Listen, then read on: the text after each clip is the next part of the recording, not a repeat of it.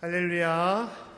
이 시간 이 자리에 나오신 모든 성도님들과 귀한 찬양으로 하나님께 영광 돌린 우리 호산나 성가대 위에 하나님의 크신 은혜와 능력이 임할 수 있기를 간절히 축원합니다.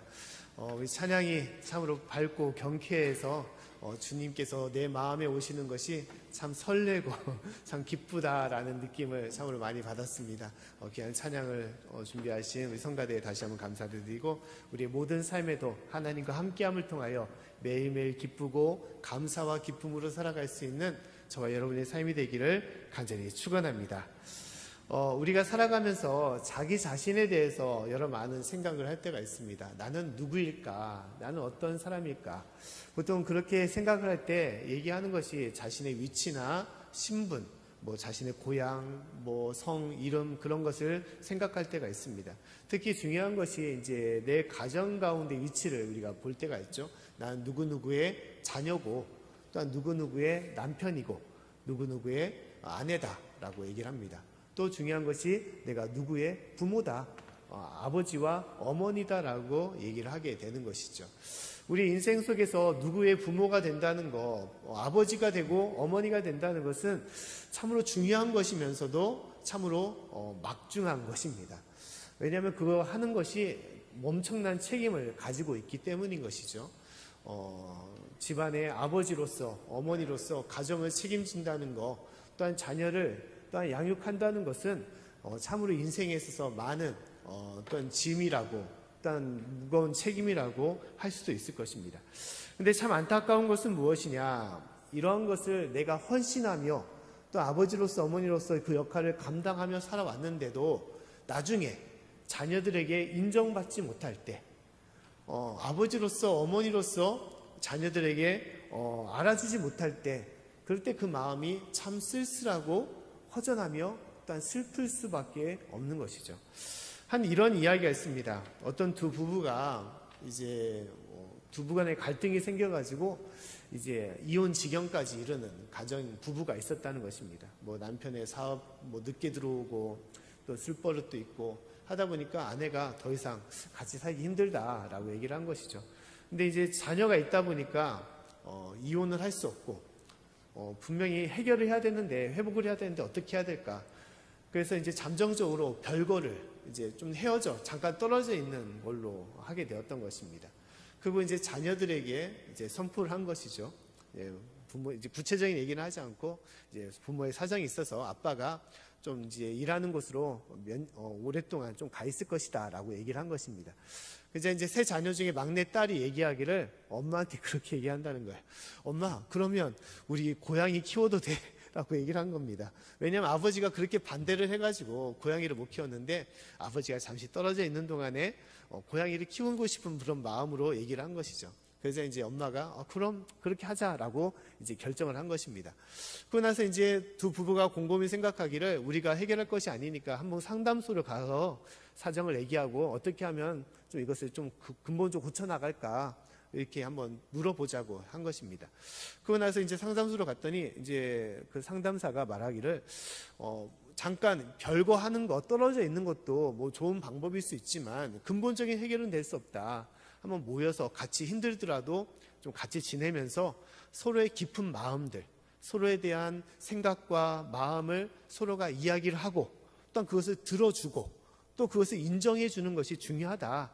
그러니까 별거 하지 말고 떨어져 있지 말고 힘들더라도 같이 지내면서 한번 같이 이것을 해결해 보자고 얘기를 한 것입니다. 그래서 이제 두 부부가 이제 결정을 철회한 것이죠. 이제 떨어져 지낼 것이 아니라 이제 같이 지내야겠다라고 이제 한 것입니다. 그리고 자녀들에게도 그렇게 얘기를 한 거예요. 근데 그 이야기를 듣고 이제 자녀들이 딱 하는 말이 무엇이냐? 이제 엄마한테 그렇게 얘기했다는 거예요. 엄마, 그럼 우리 고양이는 어떻게 돼? 라고 얘기를 한 거예요. 그것도 너무나 슬픈 표정으로. 그러면서 그것을 보고 나서 아버지가 하는 말이 다음과 같이 얘기를 했다는 거예요. 나는 고양이보다도 못한 아빠다라고 얘기를 했다는 거예요. 아버지가 떠나는 것에 대해서 슬퍼하지 않으면서도 고양이를 키우지 못하는 것에 대해서 슬퍼하는 딸에 대해서 나는 참 고양이보다도 못한 아빠였구나라고 얘기를 했다는 거예요. 참 이것은 슬픈 모습이죠.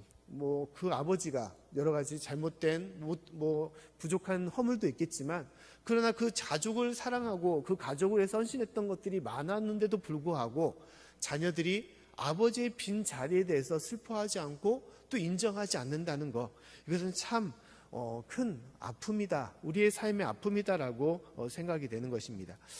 그래서 우리가 살면서 자녀를 낳아서 부모가 되고 어머니가 되고 아버지가 되는 것이 아니라, 내가 아버지로서 아버지답게 자녀를 양육한다는 것, 어머니답게 어머니를 양육한다는 것이 얼마나 중요한 것인지를 우리가 알아야 되는 것입니다. 누구나 아버지가 되기 싫어하고 어머니가 되기 싫어하는 것입니까? 중요한 것은 내가 아버지로서 어떻게 자녀를 양육할지, 어머니로서 양육할지를 알지 못했기 때문에, 그것을 모르면서 자녀를 양육했기 때문에 결국은 열심으로 헌신하고 수고했지만 그 자녀들에게 인정받지 못하는 삶이 됨을 얘기하는 것이죠. 열심으로 행했지만 자녀가 원하는 것을 우리가 알아야 된다는 것이죠.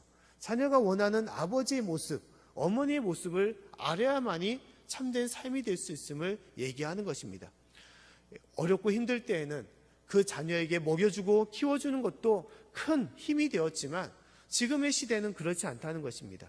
삶이 풍성한 시대에 가장 중요한 것은 마음의 힘이 될 수 있는, 자녀가 힘들 때 그것을 알아주고 또 그것을 같이 슬퍼해 줄 수 있는, 또 자녀가 좋아할 때 그 기쁨을 같이 나눌 수 있고 같이 행복해 할 수 있는 그런 부모, 아버지, 어머니가 될 때 그 자녀들에게 온전한 부모가 되는 것이고, 인정받는, 또한 존경받는 부모가 될 수가 있는 것이죠.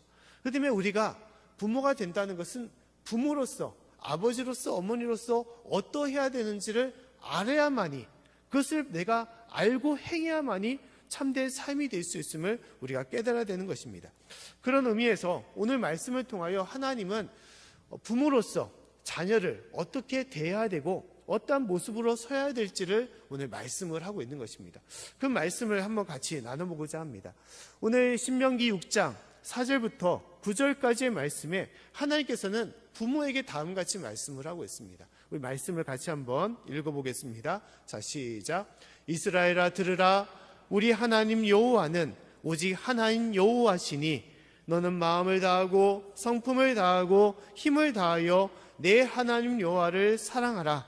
오늘날 내가 내게 명하는 이 말씀을 너는 마음에 새기고 내 자녀에게 부지런히 가르치며 집에 앉았을 때에든지 길에 행했을 때든지 누웠을 때에든지 일어날 때에든지 이 말씀을 강론할 것이며, 너는 또 그것을 내 손목에 매어 기호를 삼으며 내 미간에 붙여 표를 삼고 또 내 집 문설주와 바깥문에 기록할지니라. 아멘. 이 신명기 6장에서 하나님께서 이스라엘 백성들, 특히 부모들에게 무엇을 말씀하고 있습니까? 내 자녀들을 부지런히 가르치라라고 말씀을 하고 있습니다. 자녀들을 가르치라는 것이죠. 자, 부모에게 무엇이 필요하냐? 아버지에게 필요한 것이 자녀에 대한 가르침이라는 것입니다. 가르침.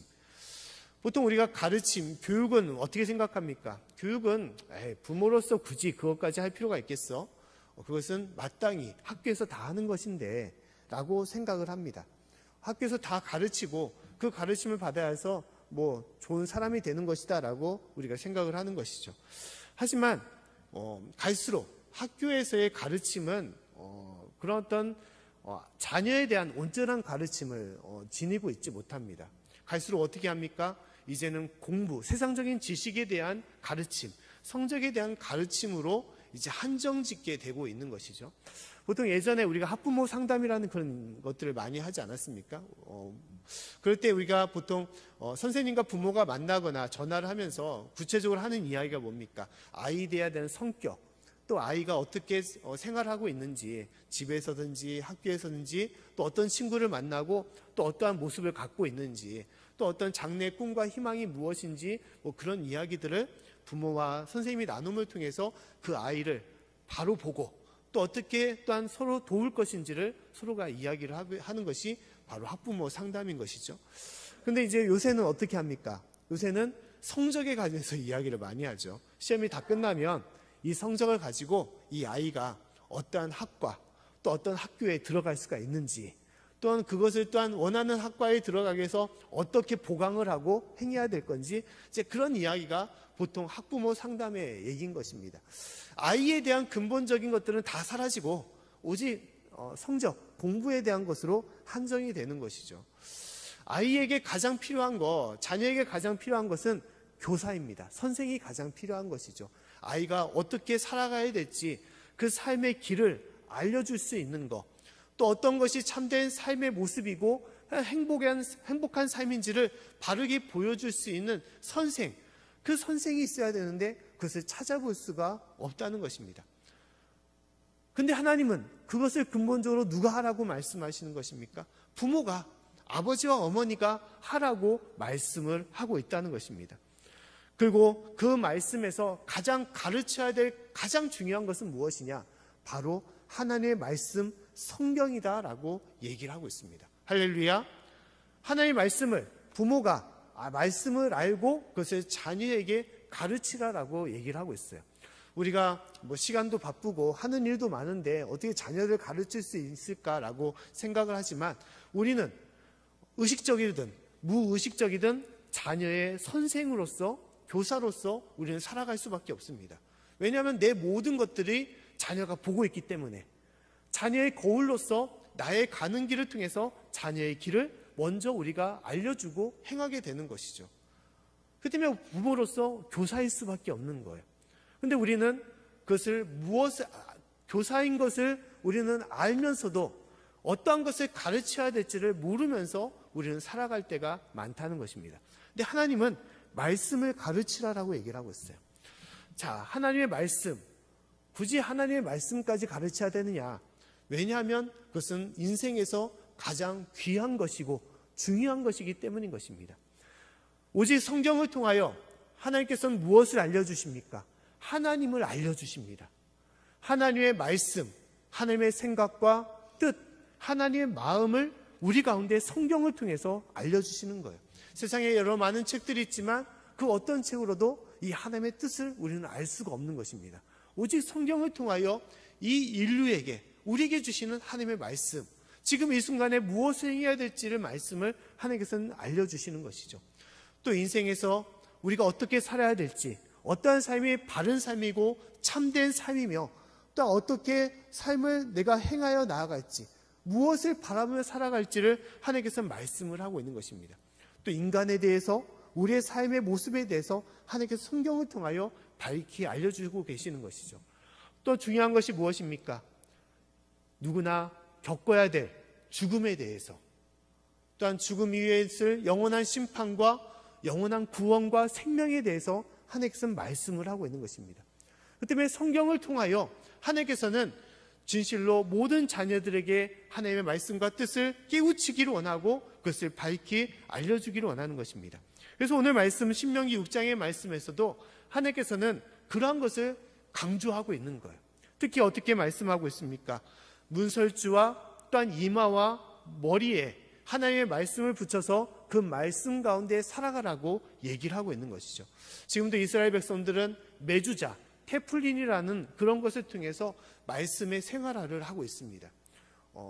오늘 신명기 6장의 말씀을 조그마한 깍에 붙여가지고 문설주에다가 붙이는 거예요. 그리고 그 문설주에 집을 나갈 때나 들어올 때마다 문설주에 기도를 하면서 하나님, 오늘 행하는 모든 것들이 하나님의 말씀대로 하나님의 뜻 가운데 이루어질 수 있도록 인도해 주시옵소서라고 하나님께 모든 것을 두고 기도를 하는 것입니다. 말씀의, 삶의 모든 것들이 중심이 바로 성경의 말씀이라는 거예요. 또한 이마와 손목에다가 말씀을 두면서 내가 생각하는 모든 것도 하나님의 뜻 안에서 이루어지기를 원하고, 내가 행하는 모든 것도 하나님의 능력과 그 뜻 가운데 이루어질 수 있도록 원하는 것으로 행한다는 것입니다. 이 모든 것들은 되게 상징적인 것입니다. 상징적인 것. 하지만 이 상징적인 것이 참 중요한 거예요. 그 모든 것을 보고 배움을 통하여 이 자녀들은, 아, 그래, 우리 가정에서, 우리 삶에서 가장 근본이 되는 것이 바로 말씀이구나, 성경이구나.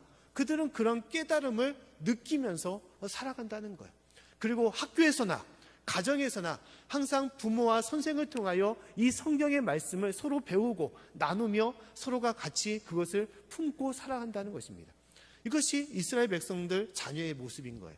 하나님은 이스라엘 백성뿐만 아니라 우리에게도 그렇게 하기를 원하십니다.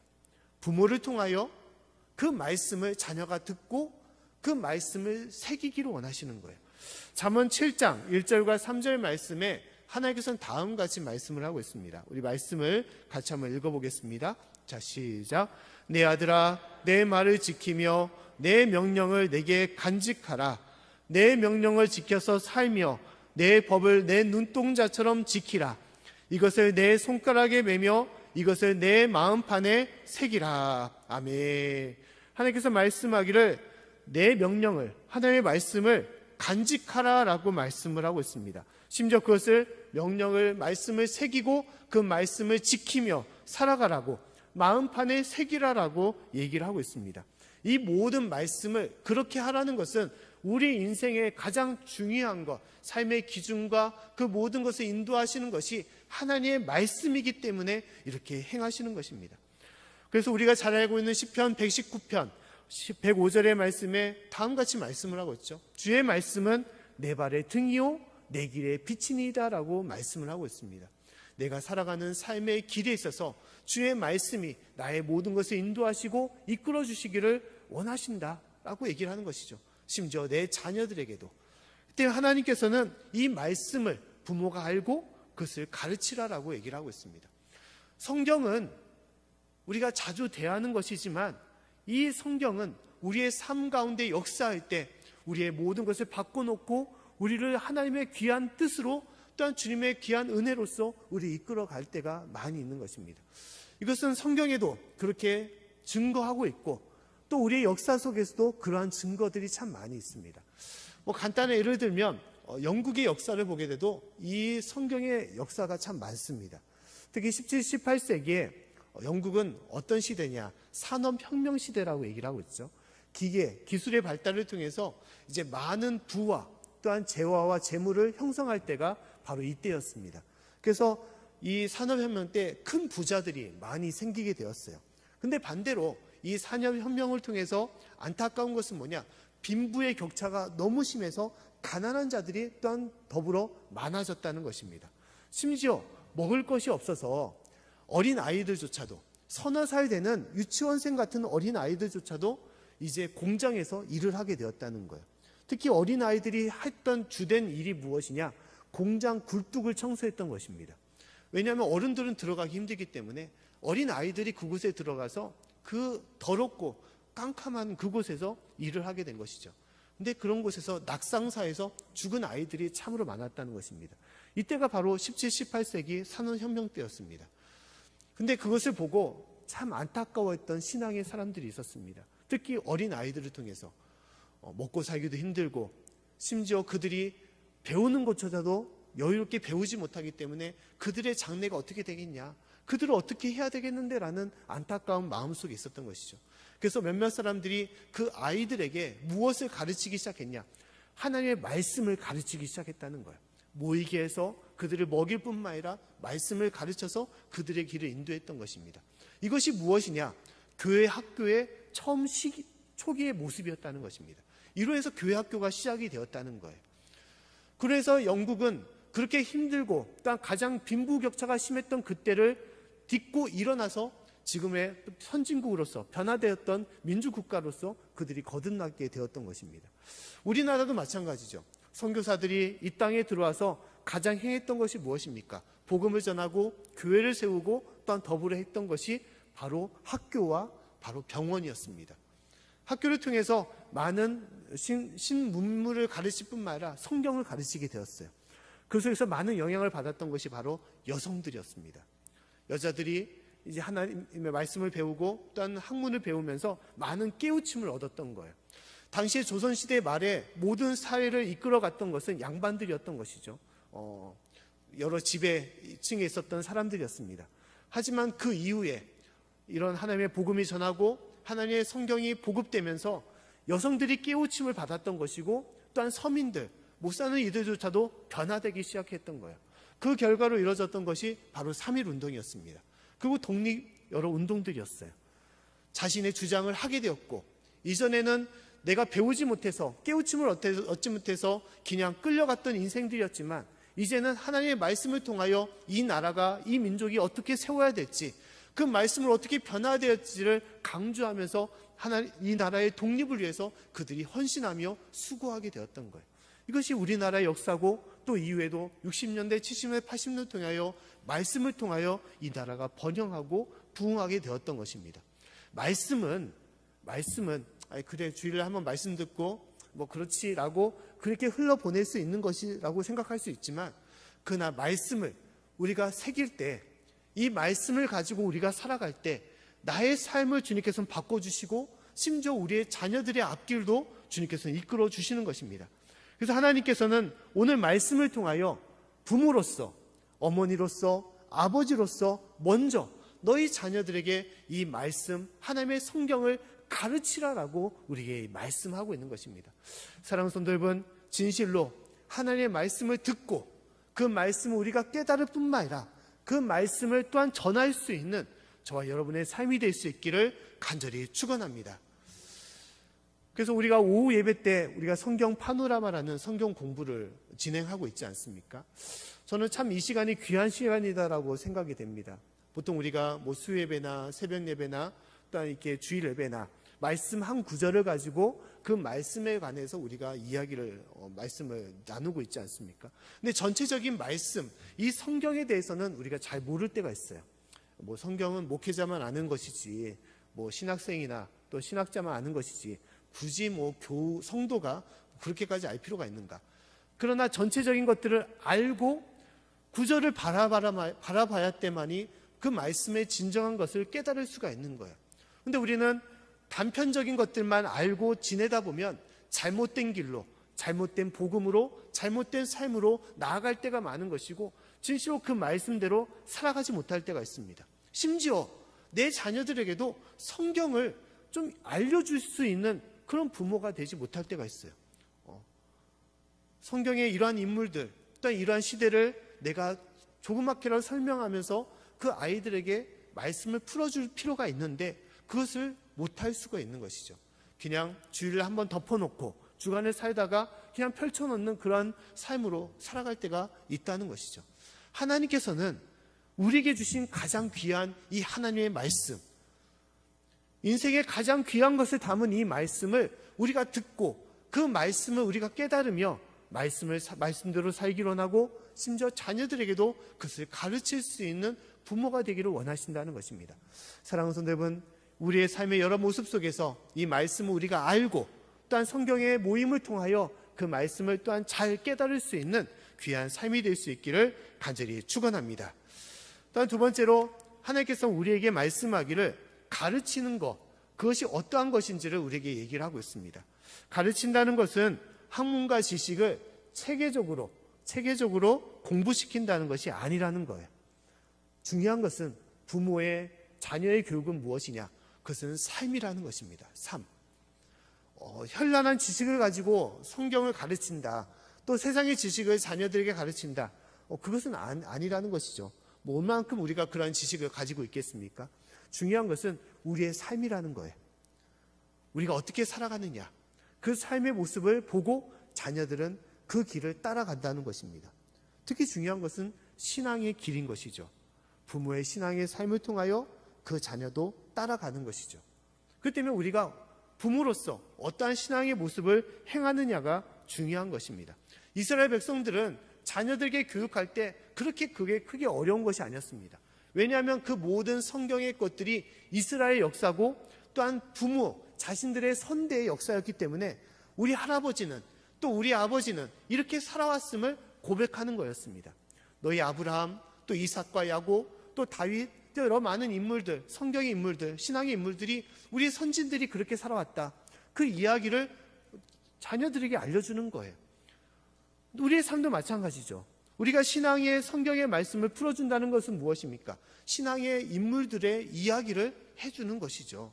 해주는 것입니다. 그들이 어려울 때, 또한 그들이 여러 삶의 문제가 있을 때 그들이 믿음으로 어떻게 그것을 풀어 나갔는지, 또 하나님의 은혜와 기적을 그들이 어떻게 누렸는지, 또한 그 가운데 어떻게 인생을 승리하면서 기쁨으로 행복한 삶을 살았는지를 자녀에게 알려주는 것, 이것이 성경의 말씀이 되는 것입니다. 하나님은 우리가 그러한 신앙의 부모가 되기를 원하는 거예요. 우리의 삶의 모습을 통하여, 우리가 성경을 우리가 알을 통하여 그 자녀도 그것을 배우고 따라간다는 것이죠. 기도하는 부모의 모습을 통하여 그 자녀도 기도의 삶을 보고 깨우치는 것입니다. 또한 교회를 참석하고 예배드리는 부모를 통하여, 또한 하나님을 섬기는 그 부모를 통하여 그 자녀도 그 신앙의 길을 배우는 것입니다. 한 이러한 통계가 있습니다.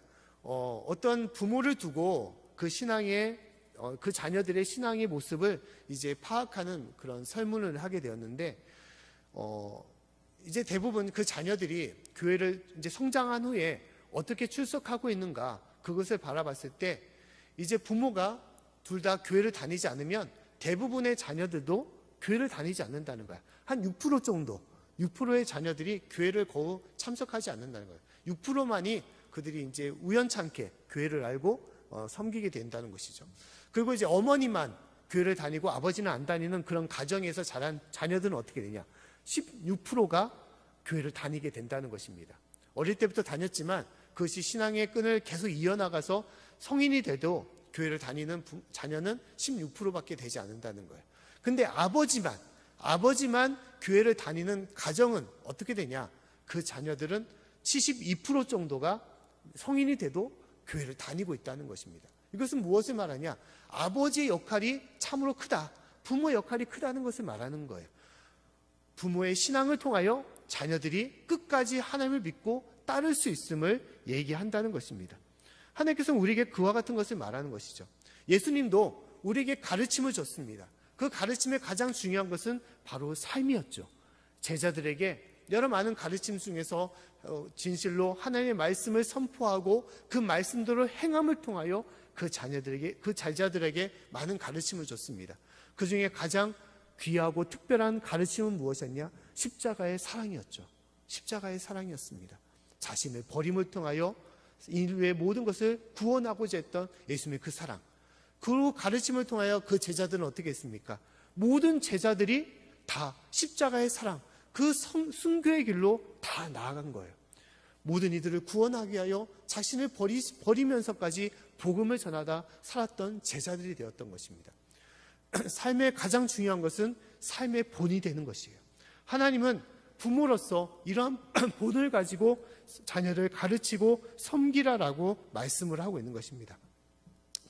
예전에 제가 한 이런 경험이 있습니다. 제가 장례를 마치고 이제 밤늦게 이제 집으로 귀가를 하게 되었는데 한 자정이 넘어서 24시가 넘어서 이제 가던 때였어요. 근데 이제 여름이었는데 이제 그곳에서 한 편의점을 지나가게 되었는데 편의점 앞에 이제 테이블이 있고 그곳에서 이제 많은 사람들이 또 늦게까지 하잖아요. 근데 이제 한 두 가정이 그곳에서 이제 있었던 것을 보게 되었습니다. 근데 두 가정이 이제 뭘 하겠습니까? 그 밤늦은 시간에 이제 술을 마시고 있었던 것이죠. 근데 심지어 그곳에 누가 있었냐? 어린 아이들까지 같이 있었던 거예요. 어린 아이들은 뭐 술을 마신 것은 아니죠. 초등학생 아이들이. 근데 단지 뭐 음식을 이제 좀 주면서 이제 뭐 술 안주도 주면서 이제 있게 했는데 그것을 보면서 이 가장 귀할 때 또 이 귀한 시간에 그 부모가 그 자녀에게 주는 것은 무엇일까? 어떻게 보면 뭐 가정의 단란함과 또 같이 있는 그 편안한 시간 뭐 그런 것을 누리고자 함께 했을 수도 있겠지만 중요한 것은 부모로서 술 문화를 가르치는 것이죠. 아이들한테. 그것을 세상적인 문화를 가르치는 것입니다. 한편에서는 너도 어른이 되면 이것을 뭐 배워야 되는 거야. 그것이 마땅한 거야 라고 생각할 수 있지만 그래서 그 인생에 얼만큼 큰 삶의 모습이 바뀌어야 될지를 모르고 있는 것이죠. 요새 가면 갈수록 젊은 사람들, 심지어 중고등학생들의 여러 문제들이 많이 이루어질 때가 있습니다. 최근에 뭐 대학생이 뭐 강간을 해서 이제 사람까지 죽이는 그런 일들도 생기고 또한 뭐 중고등학생도 술 문화, 담배 문화가 여전하고 심지어 마약까지도 이루어지는 경우들이 많다는 거예요. 여러 왕따로 친구들을 죽이는 아이들도 생기게 되고 이제 그런 뉴스를 볼 때마다 한편에서는 안심이 되죠. 어떤 안심이냐? 내 자녀가 아니니까 그런 안심이 됩니다. 우리 자녀는 그래도 바르게 자라고 있으니까. 그러나 어떻게 보면 그 자녀가 그 사건의 자녀가 어느 순간에 우리 자녀도 될 수가 있다는 거예요. 지금은 아니지만 그럴 수 있는 가능성도 있다는 것입니다. 그러고 나서 우리가 느끼는 것은 왜 먼저 우리가 그것을 막아주지 못했을까? 가르쳐주지 못했을까? 그것을 미리 알려주지 못했을까라는 그런 후회를 들 때가 있는 것이죠. 그 때문에 부모의 교육은 참 중요한 것입니다. 자녀에게 세상을 어떻게 살아야 될지, 어떠한 삶을 내가 행해야 될지 바르고 귀한 것을 알려줄 필요가 있는데 우리는 그것을 놓쳐버리거나 잊어버리며 살아갈 때가 있다는 것이죠. 가장 중요한 것은 하나님의 말씀과 신앙의 것을 알려줘야 될 때 그 인생이 참된 인생이 되는 것입니다. 최근에 이제 오은영 씨라고 혹시 들어보셨습니까? 이제 가족 상담사로 요새 유명하신 분이죠. 근데 이 오은영 씨의 이제 내용을 이제 영상을 좀 보게 되었는데 이분이 어떤 이제 가정을 상담했던 그런 내용입니다. 이제 상담의 내용은 어떤 딸이 있었는데 이제 딸이 결혼을 해서 이제 가정까지 이뤘던 거예요. 근데 이제 그 부모가 그 아버지가 이 딸을 사랑했던 것이고 또 사랑한 이후에도 이제 결혼한 이후에도 그 가정을 이제 더 잘 해주기 위해서 사위를 자기의 회사로 불러서 이제 일을 같이 하고 물려주겠다라는 마음으로 하게 되었던 것입니다. 근데 이제 문제는 뭐냐? 그 아버지에게 안 좋은 버릇이 있었던 거예요. 그것은 술버릇과 욕버릇이었습니다. 술 먹으면 이제 정신을 잃어버리게 되고 이제 사업을 많이 하다 보니까 그런 일들이 생기게 되는 것이죠. 또 이제 욕을 하게 되는 것은 뭐냐? 욕을 해야만이 일을 잘할 수 있다는 그런 신념이 있었던 거예요. 왜냐하면 본인이 그렇게 보고 배웠기 때문에.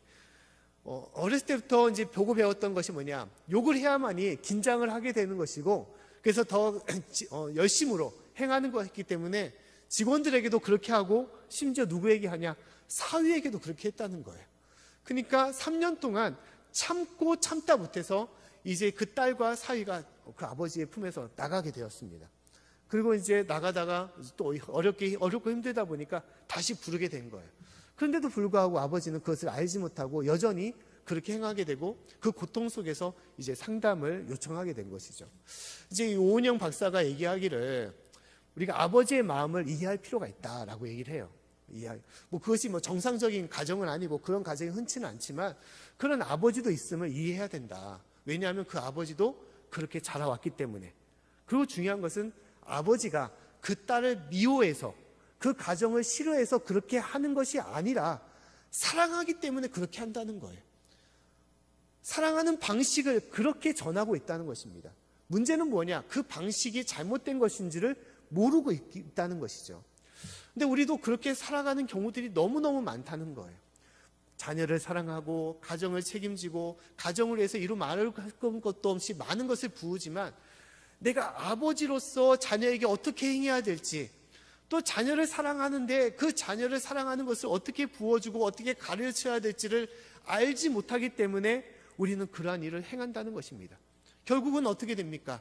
인생의 황혼기에서는 버림을 받는 자녀들에게 인정받지 못하고 또한 자녀에게 존경받지 못하는 아버지로서 또 어머니로서 그렇게 남게 되는 것이죠.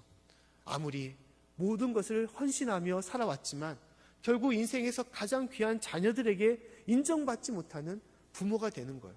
이것은 참 불쌍하고 안타까운 삶이 되는 것입니다. 때문에 하나님께서는 참으로 아버지로서 참된 아버지로서 우리가 어떻게 서야 될지를 어떻게 자녀들에게 대해야 될지를 어떠한 것을 가르쳐야 될지를 우리에게 말씀하고 있는 것입니다. 사랑하는 성도 여러분, 진실로 우리가 부모로서 아버지로서 어머니로서 우리가 변화되기를 원하고 또한 그 변화됨을 통하여 우리 가정이 주 앞에 온전한 삶으로서 기쁨과 감사가 임할 수 있는 행복한 가정으로서 나아갈 수 있기를 간절히 축원합니다. 광고에서 말씀드렸지만 아버지 학교가 있지 않습니까? 뭐 이후에도 우리 교회에서도 이제 아버지 학교를 진행하면 좋겠는데 아버지 학교에서 나가는 거, 이제 뭐 자녀도 다 출가하고 나이도 들었는데 무슨 아버지 학교야? 그렇지 않습니다. 아직까지도 부모와 자녀 간에 풀지 못한 여러 많은 문제와 아픔들이 다 있어요. 그래서 내가 모를 뿐이죠. 그래서 내가 알아야만이 부모가 해결할 수가 있는 것입니다.